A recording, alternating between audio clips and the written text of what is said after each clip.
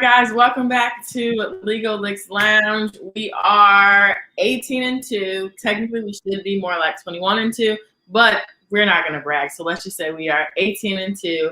I am joined today by the Chicago sports expert, Coach P. Coach P, how are you today? I'm blessed. Blessed, Maya. How are you? I'm good. I love how you just said blessed every day. I always know what's coming. Yes, ma'am. Legal Licks, Mr. Courtside at the Brooklyn game, going viral. How are you today? I'm all right. Doing well. Just made a bag on tennis. Started off the day great. Bands before brunch, as I call it. Bands before brunch. I ain't ate nothing, but I ate. That's one of Coach Parker's phrases right there. Oh, man, I'm trying to get like Coach Parker, man. I just want to be as cool as him when I grow up, man. Uh-huh. Okay, so really quick, do you guys want to do any sort of recap? There were a couple of series that finished. Our last picks hit. What you want to talk about first? Let's talk about the picks first. Let's do it in order. Let's do everything in order. We've been gone for a couple of days. Been real busy working on stuff for the clients, making sure we get winners. So let's just recap the last time we were on the show, and then we can go into the series. Bar tennis match got postponed to this morning, so she won't play until 3 a.m. So y'all got a 3-pick parlay right there. And also the Jazz team total over 110. So that's a 4-pick parlay. Do I got a guarantee button in here? I think it's guaranteed on my Charles Barkley question. I think it's guaranteed. There go a 4-pick. Jazz to score 110 points. Minnesota Twins first half. LA Dodgers, Orange Jabbar. Play the parlay, 4-pick parlay, put something on it. Win. Come on Legal Licks Lounge tomorrow. Maya, we're going to see who all took it and won. And go ahead and get your membership after that. You said. Oh, yeah. We went 4 for 4 on all those picks, minus 100. Man, a couple people sent me, like some guy sent me, he put 1,000 on that. He made 8,000 off of that. I mean, ask anybody in the comments, anybody watching, take that parlay that day, last time we were on the show. Let's see if anybody took it. Just put some comments up there if you see anybody took it. But we can keep continuing. We're going to stay hot, smoking hot. If we really want to, see, we don't cheat ourselves on Legal Licks Lounge either. We only counting that as one because there's only 1 pick per day. That's the free play. So that's 18-2. But as you see, we hit 4 picks that day. So we should be 21-2, but we don't count the extra free shit that we give out. So for him to turn 1,000 to 8,000, that's the epitome of trusting the process. Because I would have been nervous. Well, with Legal Licks, it always works out. Okay, so do we want to talk about, do we want to talk about the Hawks eliminating the 76ers, Ben Simmons being torn apart on social media? Where do we start? I think Coach Parker got something to say about that. Yeah, what do you think? Man, I don't have a whole lot to say because I never saw it happening. I started paying more close attention to it when Shiggy and Dallas kind of started leaning towards the Hawks. But Kevin Huerter, he showed up big time, and then he just knocked down shot after shot after shot. He almost had the team on his back, and then Trey showed up in the fourth quarter as we expected him to. But I just think they got out-coached. They got outplayed at most positions. They were a lot more balanced. I gotta salute them. They definitely opened my eyes. They let me know that real team basketball is back. You got a closer, but if everybody can contribute from their respective positions, everybody can lock in, and everybody can. And I was saying this to a good friend of mine. They look like they enjoy playing together. They don't look tight. They look like they were just out there having fun, and the pressure was not on them. So they played relaxed. They played, with their particular tempo. And even though they made mistakes, they didn't get down on themselves. You didn't see them hanging their heads because at the end of the day, they were happy to be able to have that opportunity. So I'm looking through the comment section really quick. Dallas, you said for people to let you know how they did with that last one. Somebody said he won 2,000 off of 250. Okay. Mm-hmm. Somebody else said they took it.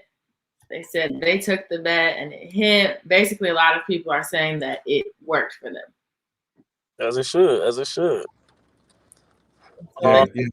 Hey, what is it? Philly and Brooklyn losing, but Legal Lick still winning. You know, that's funny and it's fun to me at the same time. For sure. Someone asked who on the Hawks can guard Giannis. Nate McMillan. You said Nate McMillan? You think it's just up to the coaching? Yeah, I think they probably start John Collins. John Collins on him. Yeah, John Collins is physical. John Collins is athletic, but they got to come with help. They got to have a team defensive concept for Giannis, and we know Giannis is taking less jump shots nowadays. It's like he got the message, and he's just being super aggressive with attacking the basket. Even to the point where if he gets the offensive foul, he's much better playing downhill and attacking the basket as he is settling for what they're giving him, because most teams are going to give him that open jump shot. So, did you see the shirt that he wore after they won the game? Yeah, that's disrespectful. I like it. What did he say? I didn't see it. What did he say? He wore a shirt that had the image of him dunking over Embiid. Oh. Yeah. Nasty. Yeah. Oh. John Collins or Giannis? John Collins. John Collins. What a shirt of himself dunking on Embiid. He's a gangster. That's why. And you need a gangster in the playoffs. The Hawks got a chance. The Hawks got a chance. I think the Hawks got a chance. It's tough because Drew Holiday just the X factor in that series, and Drew Holiday can give Trae Young a lot of problems. And Trae Young, Capella would probably be guarding him. No, you don't understand that. Capella's not going to guard Giannis. Yeah, he's gonna stay with Lopez, but Capella can be the help. You know, because Giannis is getting to the rim.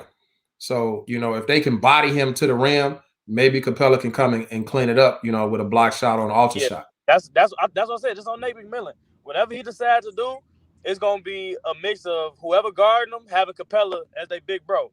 Hey, big bro, they picking on me. There's the picture. That's what it's. Oh, I see it. Wow, that's crazy. Hey, got him in a headlock. Like, come with me, young man. But I just want to say a couple things to talk about that Philly Hawks series. Like I've been saying every day on the show, every time we talk about the show, you cannot win the NBA championship when your best players cannot make free throws, or your so-called best players cannot make free throws. And Embiid was hurt. I mean, that's why they lost. Embiid was hurt. He was compromised. And Ben Simmons is not a help. It was tough for Philly. He's not good. He can't really guard Trae Young either. So it's like it was just a bad mix. The Hawks. I'm interested to see this Hawks-Bucks first game. Honestly, the Hawks not scared of nothing. The Hawks ain't scared of nobody. They don't care who they play. And if they can get hot and hit threes, I'll say they got a chance again. But the main factor is Drew Holiday. Drew Holiday will cause hell for the Atlanta Hawks on the defensive end and on the offensive end, because the Hawks guards are so small. Drew Holiday's going to be able to get whatever he wants to get during the game. I feel like that's going to be the biggest factor. I feel like Giannis will actually be kind of neutralized against the Hawks, because the thing is, too, I was at the Brooklyn game when they lost. I'm yelling box out. They're not boxing out. They too cool. Brooklyn too cool. They went away from the fundamentals of the game. They gave up I don't know how many second chance points. Deontay, check the second chance points for me. Let me see if you can pull up a stat. Second chance points of the final game, game 7 in Brooklyn. I don't know what it was, but I bet you it was over 10 points, second chance points. Probably close to 15, 20 second chance points. That's what killed them. The Atlanta Hawks, they not too cool for school. They boxing out. John Collins crashing the boards. Capella crashing the boards. Trae Young, everybody crashing the boards. The Nets sitting and looking. And then the whole time I'm at the game, I'm like, wow. Even in the NBA, the fundamentals. Coach Parker, fundamentals. Absolutely. The fundamentals of the game will cause. That's how the teams that have the fundamentals of the game will win the NBA championship. Yeah. That if you don't follow the little things in this game, the grade A stuff, you're not doing those things, you're not gonna win. That's what gotta happen for you to win an NBA championship. You don't box out, you don't win. You sit and watch the ball, you don't win. You wait till the end of the shot clock to shoot the basketball, you're not gonna win. You bring your man to the best player and allowing them to double team in the pick and roll, pick and pop game when he should be playing one-on-one, you're not gonna win. It's just simple. You leaving shooters you're not gonna win. Mm-hmm. Like, it's just the simple stuff of the game that a lot of NBA players don't do, and that's why they don't win championships.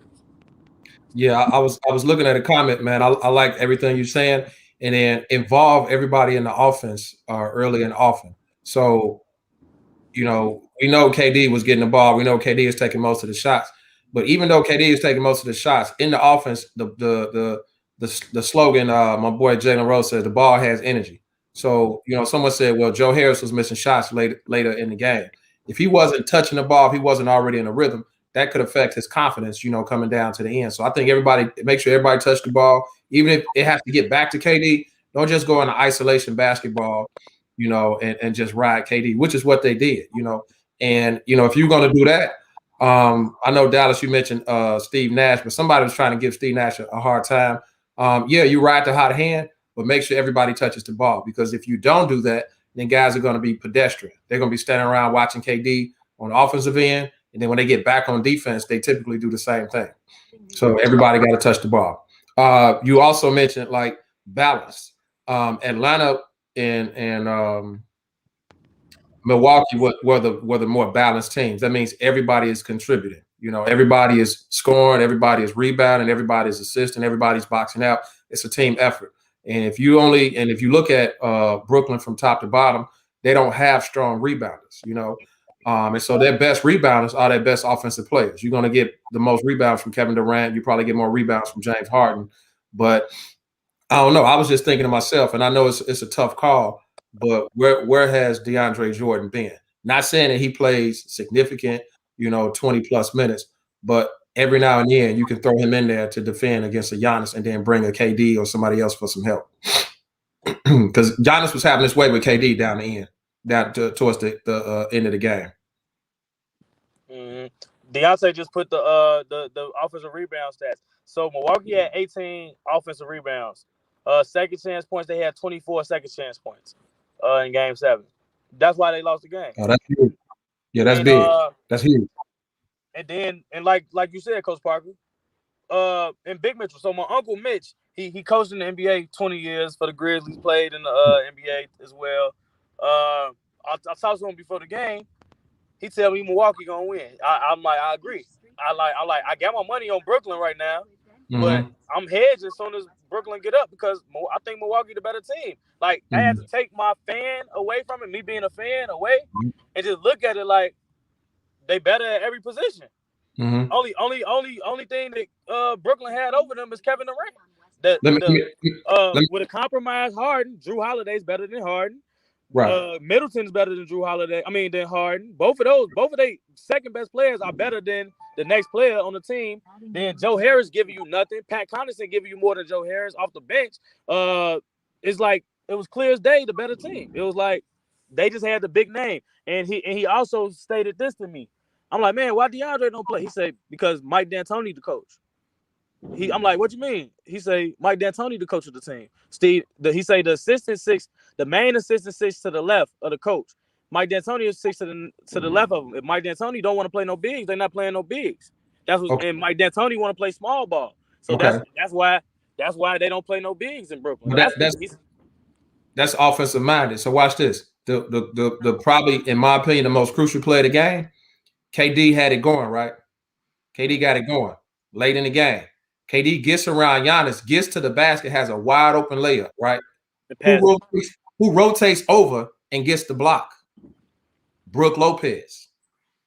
You remember that, right? I know you were right there watching it, damn near courtside, right? Yeah.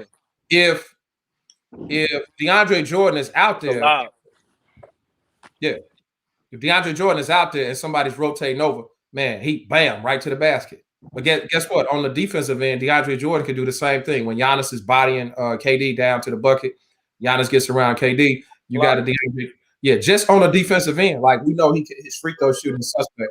But if you can get him out there just to play a little defense, get a rebound, run the floor, set good screens, he sets fantastic screens. And that was another problem, that PJ Tucker was able to get through every screen. All the Nets players was able to, all the Milwaukee players was able to get through all those screens. And then, hey. Can you run that back, Deontay? Can you run that back? And while he running it back, I want to add one more thing too. Go ahead. The thing is this too: if you got DeAndre Jordan in there and you got Giannis is a bad decision maker in those type of situations. So if he got to go see that shot block, he might not even make the correct dump off pass. KD gonna make the right pass. Giannis might not. Hey, you saw that was Brown, right? Mm-hmm. If they sagged off of, if that was DeAndre Jordan, that's an easy lob or easy dump back for a dunk. Yeah, easy. Yeah. Easy. And those screens are a lot better, allowing KD to come off a lot cleaner. Mm-hmm. I mean, that's on the coach. I mean, it's on the coaching staff. D'Antonio and Big Mitchell said just like this. He said D'Antoni, he determined to win with the small ball. Like he ain't changing. He determined to win and prove a point that he can win with the small ball, and it's gonna kill him. Like maybe next year, but you can't win. He say Big Mitchell literally said you can't win in the playoffs with that small ball stuff. I mean, the Warriors could when they were shooting at a crazy clip. Well, I was gonna say if you got Kyrie there, even if Harden was hurt, if you got Kyrie there, again, they win it by 10, 11 easily. Yeah, you know, sure. It's just because he's just a special talent. There's nothing you can do. Absolutely nothing you can do. Exactly. So I know we were talking about injuries, and I'm just like, man, injuries definitely affected the outcomes of multiple series. Definitely affected from Philly to Brooklyn, even to Utah. Rudy, my boy Rudy, he looked horrible out there defensively. He looked like he moved. But when I go back, I had to study it because I'm gonna get those calls. When I ride a player and I like a player, it's certain guys that are on the podcast with us, good friends of ours, and they're gonna point out the fact. They like, man, Coach Rudy, your boy Rudy out here looking trash. And I had to agree, Rudy was looking trash. But when I looked at it, Rudy wasn't getting any lift. He was closing out soft on every closeout. It's like his knees were shot. And typically that's what happens in the playoff. Everybody's hurt, but it may not show up in the injury report. I just thought, and this is not an excuse, Rudy looked horrible. Rudy didn't look healthy at all. He looked hurt. I watched how he was running. I watched how LeBron runs. LeBron runs with a jump. He bounces on the court. In this last series, LeBron looked like he was stomping. And there's a different gait that you got when you're feeling good. You bouncing. That's why I say you needed some guys that's a little bit more bouncy out there, like a Taylor Horton Tucker, that can get up and down. That little bit, and Dallas talked about that little bit makes the biggest difference, right? You're able to get to a loose ball. You're able to close hard. You're able to hedge hard on screens because you're not worried about bumping your knee. For sure. What we got next? Oh, insane NBA. Yeah, I think that you started to talk about the injuries already. Is there anything else that you wanted to add on about the injury element and how that affects the playoffs? I'm gonna let Dallas go first on this one. I'm like Stephen A. Smith. I have it on good authority. I got some Chris Paul information I've been holding. Yes, Maya, I'm gonna say Chris Paul. Question. I mean, but look, this one else I wanted to add one more thing about that last Jazz game. That's on the coach. And Quinn Snyder is a hell of a coach. But it's zero way that you lose that game goddamn points in a closeout, in a game where you going home. It's no way in hell. You got the better team, the better players. Rudy Gobert should have never been on the floor in the second half of that game. When the Clippers started hitting threes, it should be no reason that Quinn Snyder is still going big. You up 26 points. Hold on, let me finish it, Coach Parker. Let me finish it. Let me finish it.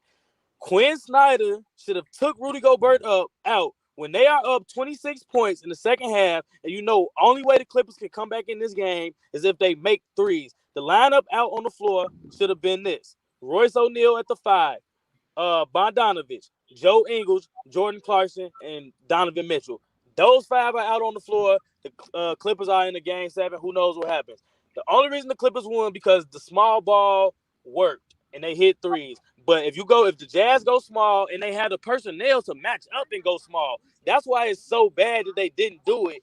They had the personnel to match up perfectly. Royce O'Neal rebounds and plays defense, would have been the perfect person to play the middle of the small ball lineup.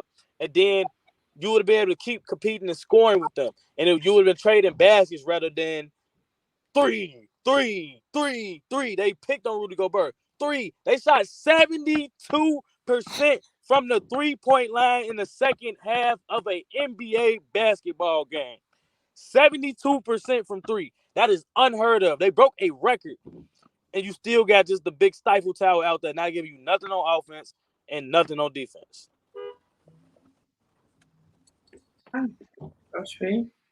Man, he said I was only thing I was gonna say, Dallas, is I got that call from you. I was getting I went to sleep. They was up 26. I'm over my boy house. I'm like, okay. I watched the game before, and then I watched the first half. I'm like, okay, they up. I can go ahead and go to sleep on this one. Man, I woke up. I think I woke up about 1 a.m. and I saw all these calls I was missing. Starting with Dallas and a whole bunch of other guys. I'm like, man, what the hell going on? I look up. I'm like, I know they didn't lose this game. And so, of course, I'm like, man, coach, your boy Rudy out here looking trash. Your boy Rudy can't guard, on the perimeter. So I go back and I watch the game. I stayed up all night watching the game, and I specifically zeroed in on Rudy. And Dallas is absolutely right. They picked on him. You got to make an adjustment. Somebody on that coaching staff got to be like, hey, let's get Rudy out. He's closed and soft. There's something going on, and he's a liability out there. In this particular case, Rudy Gobert was a liability on defense. I watched it. I didn't watch it live. I watched it, after the fact. But I was able to break it down and say, man, yeah, that's man. He was looking bad. He was looking real bad. He looked, and my only defense for those that was messing with me, my only defense was like, man, he out here looking like how Ben Simmons look on offense. He's a liability. He was a liability, especially on the perimeter. So yeah, I agree. They could have put anybody in. Anybody. They could have put Favors in. He'd have been better. No. Favors, I'm not saying Favors. They should have put Favors. I'm saying anybody would have closed out a lot better than Rudy Gobert. They could have put, I don't know who else they got on their bench. They got to go small. They should have went small. They should have went. They had to see. My thing is, if you don't have the personnel to go small, it's different. They have the perfect personnel to go small. Yeah. Everybody on the floor can make a play on offense, and then you got people that's going to defend the ball. And everybody can shoot. And everybody can make free throws. Everybody on their team can make with a 26-point lead. There's no way you lose. You go small. Easy. No way. You taking shots with unless you're getting out in transition, getting easy baskets. You coming down. You moving the ball. We taking shots under seven seconds per 24-second shot clock. Yeah. So there's a lot of back and forth in the comment section of the live stream, and I feel like this would be a great way to ease into the next game tonight as we begin to preview the Clippers Sun. So apparently Stephen A. Smith said that Devin Booker is the next Kobe. Do we agree? Do we disagree? Is he just being Stephen A. Smith and trying to get clout, or is there merit to that opinion? Dallas, I'll let you start. And I don't want to give Stephen A. Smith any juice on my platform for that one, man. He fishing. He doing exactly. He got his job accomplished. He got his name in the news, man. That's what you want to do. I mean, Devin Booker is good. Devin Booker is great. Devin Booker got the killer instinct, but you can't go there. He's not being. Two buildings, but the car is. What do you say? I agree. When you say Kobe Bryant, then you start saying that, we speak Kobe Bryant when we speak Michael Jordan. We speak Kobe Bryant when we speak all-time greats. And Devin Booker, he's yet. You got a lot more people to pass before you even start talking about. I think he's a prisoner of the moment. He's just, as Dallas said, he's getting likes and attention.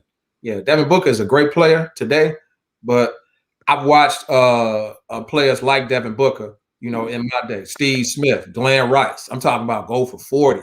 Ray Allen. There's a lot of other players that we can liken him to before we get to start talking about Kobe Bryant. Yeah, that was his mentor. He has a lot of some of Kobe's in his game. But man, calm down. Let's talk young Ray Allen first, because keep in mind Devin Booker is still what 27 maybe. You know what I'm saying? Yeah, so let's talk Ray Allen. Now, I'm not talking about those people who know Ray Allen from the Heat. We're talking about Milwaukee Bucks Ray Allen in with Glenn Big Dog Robinson and Sam Cassell, and they were in the Eastern Conference Finals. Right. Let's talk that. And they lost, I want to say, to Iverson. And that was an epic battle. Keep in mind, Iverson and Ray Allen were fierce competitors. So let's calm it down a little bit. Let's wait 4 or 5 years before we start talking about that. Exactly. Do you think that Jason Tatum could be closer to Kobe? Let's just stop the Kobe comparison. I was gonna say, let's talk Tracy McGrady. You know what I'm saying? Jason Tatum. Let's talk guys that okay, we can start liking them. Don't climb 4 or 5 rungs at a lot at one time. Go one step at a time. Right? Yeah. So you're gonna say Jason Tatum, I would say, okay, let's talk Tracy McGrady. You know, yeah, Tracy McGrady has some unbelievable years. Yeah, let's talk about it. Yeah, Kobe's a whole nother conversation. And I just think because Kobe passed and his memory and the pain is still fresh with us, we're looking for the next Kobe. Right? He'll show up, but we can't knight someone the next Kobe. You don't become the next person. Yeah, he can't say, "Oh, he's going to be." You just have to be. Yeah, I'll say, calm it down a little bit, please. Exactly. Yeah, I mean that's a little bit too much. It's like, yeah. Devin do have, and you gotta think about it like this: Kobe Bryant, all defensive team. Devin Booker ain't there yet. It's a lot. Devin Booker got to add to his game. We not. Mm-hmm. Yeah. Let's next subject. We ain't. Yeah. All right, let's dive into tonight's game, Clippers Suns. Whoever wants to start with your key players. What you think? You want to go first, Coach Parker? Yeah, I go first. For Phoenix, they have really proven to me that it's not about they have a closer in Devin Booker, but when I look at their roster, their lineup, and how they're winning, it's not about just Devin Booker. There have been games where Devin Booker have had 22, and there's been everybody had just about 22 points. So I think for the Phoenix Suns, it's always been classic basketball where they're sharing the ball and everybody is involved. And then for the Clippers, it starts with Paul George. Paul George has ascended his game to the role of leader. I said a couple shows back that Paul George has to become Kawhi Leonard. And I didn't mean that he has to play like Kawhi Leonard. I just mean he has to take the lead role. And he's done that magnificently. And then you have guys like Reggie Jackson and Terrence Mann who have stepped up and they've taken that secondary lead role. So when you got Terrence Mann and you got a Reggie Jackson, they're playing Reggie Jackson because he's always been a fearless competitor. It makes it easy for Paul George to trust him. One thing you hate is that you break the defense down, you do all the hard work, you get everybody committed to you, and then you kick it out to a guy and he's hesitating. Bro, I'd rather you miss a wide open 3 air ball than to not take the shot. And then I gotta give my boy some credit, and I really wish they would give him more minutes. I looked at Rondo. Rondo is an impact player. And because I think Rondo, anytime Cameron Payne is on the floor, I just say, let's just go with Rondo, right? Because I think Rondo gives you at least what Cameron Payne is going to give you. Last game, Rondo had 8 points, 3 rebounds, 7 assists, 0 turnovers. When he's playing playoff Rondo basketball, 0 turnovers. And this is in limited minutes off the bench. So I think when guys kind of get a little winded, Paul George gets a little winded, Terrence Mann gets a little winded, Reggie Jackson gets a little winded, you got Rondo who can come in and fail any one of them. I'll come back later with my Chris Paul, info. I got I have it on good authority. I got Chris Paul inside info. Okay. My key players for this game, my key player for the Suns is DeAndre Ayton. The reason being is DeAndre Ayton can do what Rudy Gobert couldn't do on the offensive end. He can give you 20 points. He's going to give you 15 a night, at least 15 every night with the Clippers playing small ball. You're playing small ball against Ayton, you're getting scored on. And he can still defend your rim, rebound. He's finishing all that at the rim. He can make the mid-range shot, but he's getting the ball and he's going to dunk the ball on you. He plays like a fearless big man instead of a big man that's just scared to get the ball. He's going to dominate all of those smaller guys for the Clippers every single time. So the Clippers are going to have to make an adjustment tonight. I don't know what it'll be. But if not, Aiden's going to get all the dump offs. In Phoenix, they had that Chris Paul mindset. They got, no matter, even Chris Paul not on the floor, the Phoenix Suns know the right way to play the game now. So he's going to just get all the dump offs. Like, the mismatch is going to get the ball in Phoenix. That's what's happening because Chris Paul has installed that into that team. We give the ball to the mismatch. It ain't about just give Devin the ball. Wherever the mismatch is at, that's where we're exploiting that mismatch. And DeAndre or Ayton is the biggest mismatch on the floor. As you see, dunk. No one can block the shot. Look what's out there. Zubac too slow. If you leave Zubac in, you get killed in pick and roll with Devin Booker. If you take him out, shit, you get killed with Aiden. The dribble penetration is going to be there, and that's just what it is. For the Clippers, it's your boy Bobby Smurder. It's Bobby Smurder. Bobby Smurder, he the key player, man. Reggie Jackson has took his game to a new level in this playoffs. He's playing outstanding. Out his man on both sides of the floor, one-on-one. He looking like can't nobody guard him one-on-one. Like, it don't look like nobody can stay in front of Reggie Jackson this year in the playoffs. And he played defense, finish, shoot the three. He's shooting at a crazy clip from three. Deontay, give me the number on Reggie Jackson 3-point percentage during the playoffs. I'm sure it's 40%. Like, and that's a high percentage. I'm sure Reggie's shooting 40% from three. And that's just off the top of my head, off of what I've seen. He beating every time he beating all his no matter who he playing against, he beating them in transition.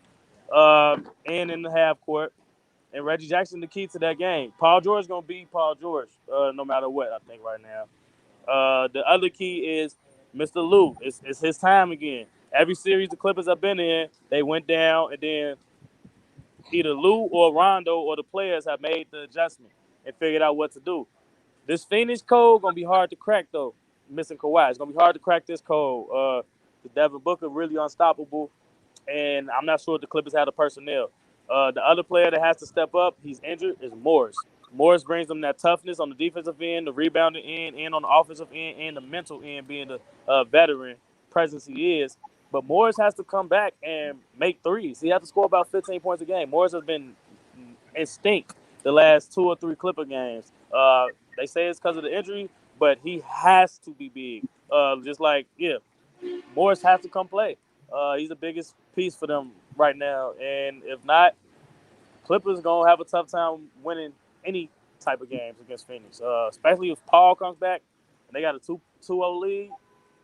It might be Phoenix in the finals. Chris Paul might have his first chance. It's a win-win situation for me. Like I said, I had the Clippers to win the championship. I said they could even beat the Nets. Now the Nets are gone. The Clippers get Kawhi back. They will win the championship.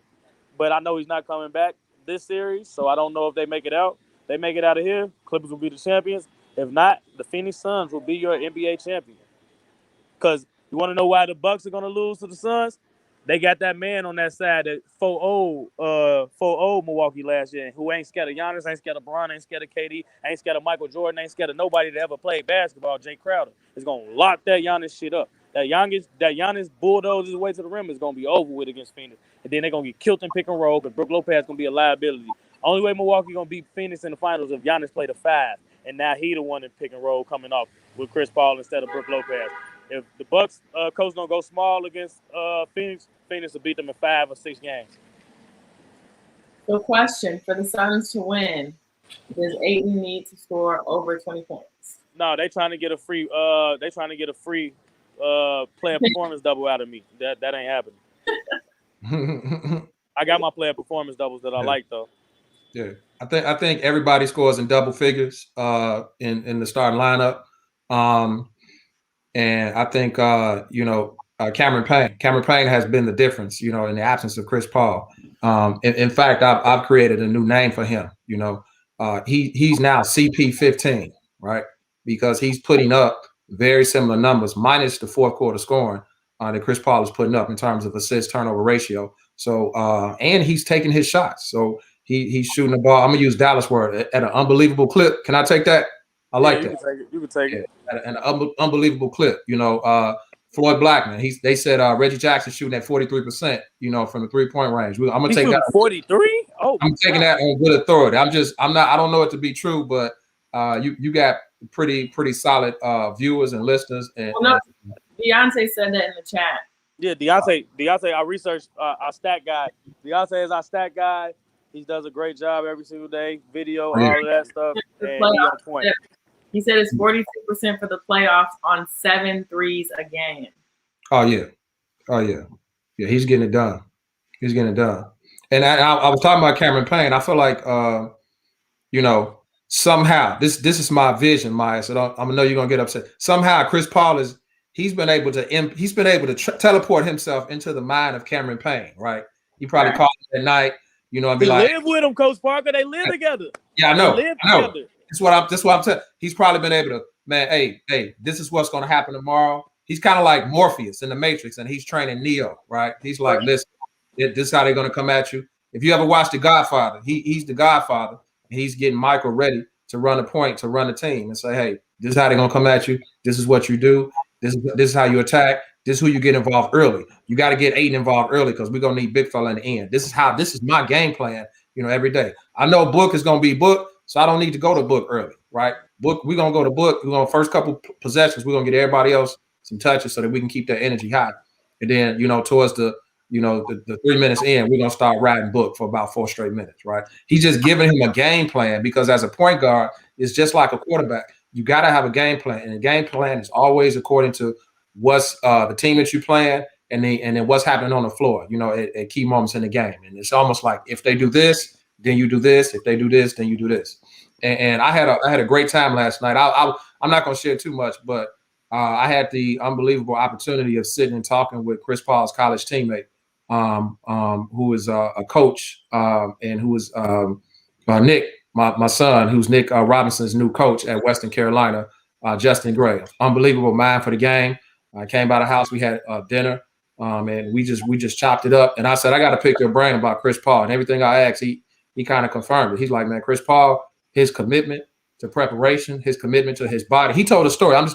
He said, man, I went bowling with Chris Paul, man. He said, man, we in the bowling alley. Bro called his chef to come to the bowling alley just so he could fix him a meal. Meanwhile, everybody else ordering fries and wings, getting a beer. He says that's how committed he is to maintaining his body and making sure that he's aptly prepared for each and every game. He is that committed to winning the NBA championship. And if he's not playing, I got to believe that Chris Paul is doing so many other things. Chris Paul is probably meeting with the coaching staff, Zooming. Hey, what do y'all think about this? Let's get this person to the ball. So I'm only sharing that information because I feel like it's vital to know that it's not just what's happening on the court. It's what happens before you get to the game, and then it's what happens after the game. Coach said something last night. He says there's 3 to 6 guys, and then there's 6 to 3 guys. There are guys that work hard from 3 to 6. Then there are guys that work hard from 6 p.m. to 3 a.m. because that's where most of the work is done, the preparation for the next day. Okay. Can we now transition into our free pick of the day? All right, our free pick for today is the Chicago Sky. Big Candace back. Sky undefeated with Candace Parker.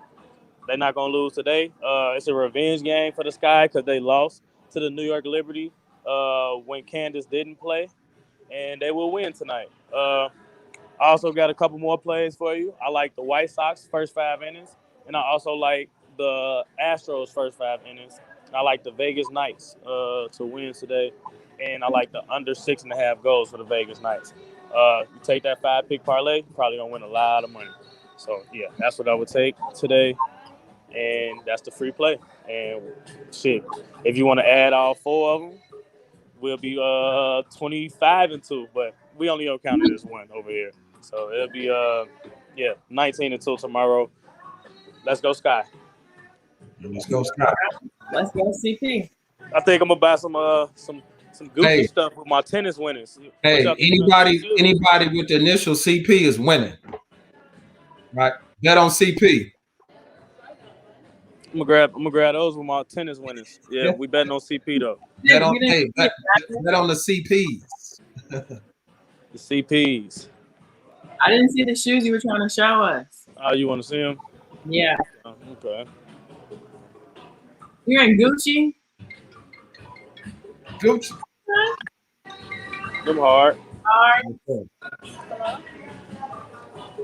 Probably grab them.